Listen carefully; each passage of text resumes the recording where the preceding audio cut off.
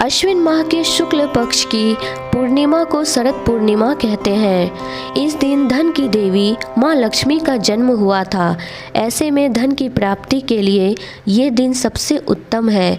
शरद पूर्णिमा व्रत से जुड़ी एक पौराणिक कथा भी है। कहते हैं इस कथा का पाठ करने से बड़ी विपत्तियां टल जाती हैं। शरद पूर्णिमा की व्रत कथा इस प्रकार है। किसी नगर में एक साहूकार रहता था। उसकी 2 बेटियां थीं। दोनों बेटियां हर महीने में आने वाली पूर्णिमा के दिन व्रत रखा करती थीं।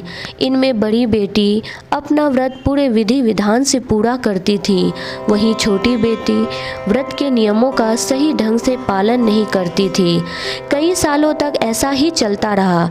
दोनों बेटियां जब बड़ी हुई तो साहूकार पिता ने उनकी शादियां करा दी। बड़ी बेटी के घर समय पर स्वस्थ संतान ने जन्म लिया।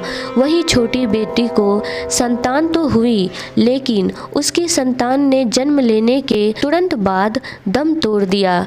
इस तरह छोटी बेटी के साथ ये लगातार 2 से 3 बार हो गया। अपने साथ हो रही चीजों से परेशान होकर साहूकार की छोटी बेटी ने एक ब्राह्मण को बुलाकर अपनी पीड़ा बताई और उनसे समाधान मांगा।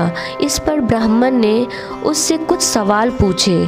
उन सवालों के जवाब मिलने के बाद ब्राह्मण ने कहा कि तुमने पूर्णिमा का व्रत किया है, लेकिन हमेशा अधूरा व्रत करती हो, इसलिए तुम्हें व्रत का पूरा फल नहीं मिल पा रहा है। दरअसल तुम्हें अधूरे व्रत का दोष लग रहा है। ब्राह्मण की बात सुनकर लड़की थोड़ी दुखी हुई। फिर उसने पूरे विधि विधान से पूर्णिमा व्रत को करने का निर्णय लिया। हालांकि पूर्णिमा आने से पहले साहूकार की छोटी बेटी ने एक बेटे को जन्म दिया। जन्म लेते ही बेटे की मृत्यु हो गई। इससे वह काफी दुखी हुई। उसने अपने बेटे के शव को एक पीढ़े पर रखा। इसे एक कपड़े से इस तरह ढका कि किसी को पता ना चले। इसके बाद उसने अपनी बड़ी बहन को बुलाया। उन्हें बैठने के लिए उसने वही पीढ़ा दे दिया। जैसे ही बड़ी बहन उस पीढ़े पर बैठने लगती है तो उसके लहंगे का हिस्सा बच्चे में स्पर्श हुआ और वह जीवित होकर रोने लगा। अचानक कुछ ऐसा होने से बड़ी बहन घबरा गई और उसने छोटी बहन को डांट लगाई कि उस पर अभी बच्चे की हत्या का कलंक लग जाता।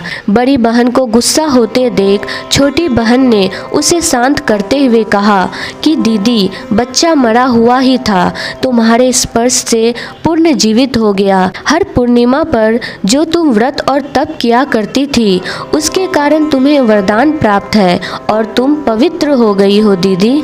अब मैं तुम्हारी तरह शरद पूर्णिमा व्रत पर विधि विधान से पूजन करूंगी। इसके बाद से ही इस व्रत के महत्व और फल का प्रचार पूरे नगर में प्रसिद्ध हो गया और इस वाकये को शरद पूर्णिमा व्रत कथा के तौर पर कहा जाने लगा। माना जाता है कि शरद पूर्णिमा व्रत कथा कहने से सारी मनोकामनाएं पूर्ण हो जाती है। कहा जाता है कि इस दिन लक्ष्मी नारायण की पूजा पूरे विधि विधान से करनी चाहिए।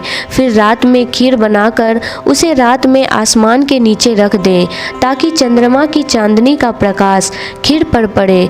दूसरे दिन सुबह स्नान करके खीर का भोग अपने घर के मंदिर में लगाएं।